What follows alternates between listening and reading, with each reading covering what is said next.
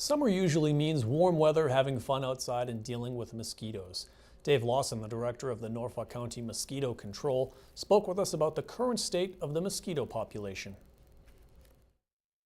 There's about 50 mosquito species that are known to exist in the state of Massachusetts.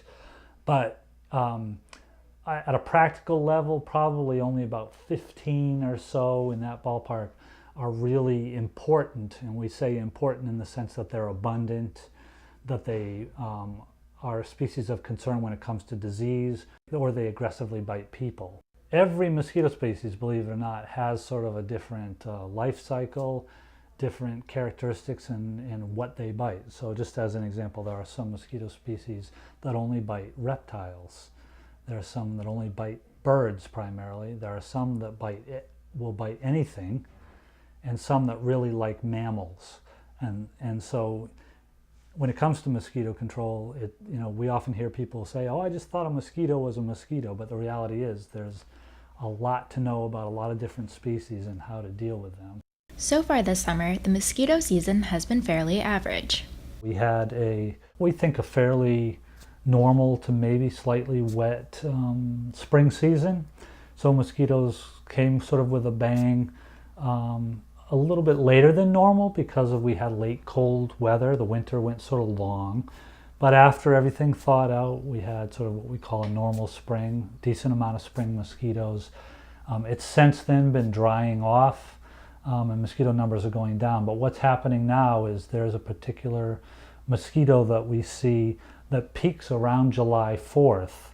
It is a mosquito that bites people. It's also a mosquito that's implicated in transmission of Eastern equine encephalitis. So it's one we trap, we pay a lot of attention to it. And we just want to make sure that we're monitoring it to find out if there is disease in the county. Norfolk County Mosquito Control uses integrated pest management to tier its control efforts. Along with their own applications, they ask residents to remove standing water from their yards. We as a district actually go and make sure that we're keeping water flowing in the ditch systems that are in the district. And this way we also avoid places where mosquitoes can breed. After that, we focus our attention on larviciding, which is trying to kill the mosquito larvae in the water. And in fact, this is probably where we're most effective because we have great products that are very environmentally sensitive that we can use in the water that don't affect non-target insects. And so we apply larvicides to kill larvae. We do it by helicopter, we do it by hand, and we are doing some form of that all during the season. But you can't get to all the places where mosquitoes are breeding. It's an exorbitant task. And so we then have to at sometimes treat the actual adult mosquitoes. We emphasize that these applications actually put out very small amount of chemical.